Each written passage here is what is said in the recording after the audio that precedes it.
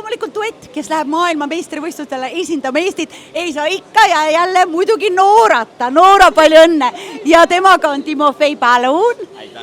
Ja võt, kui oleks õnnelikud elus, siis oleks õnnelikud ka laval. No rääkige, palju õnne, mis tunne sul, Timofei on? Mul on suurepärane tunne, olen väga rahul meie esindusega, meie ettevalmistusega, minuga, Noraga, kõik sujus, kõik oli väga suurepärasel tasemel, et mul kõik meeldib.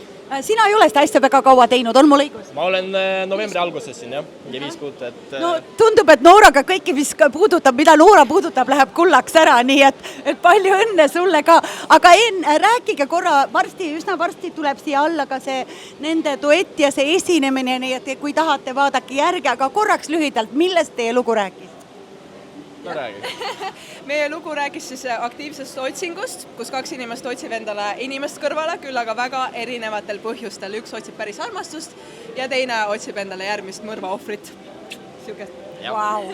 Igal juhul lugu oli lugu, elus nad on ja võistlema nad lähevad ja Eesti on teie üle väga uhke, nii et millised ettevalmistused nüüd lähevad lahti?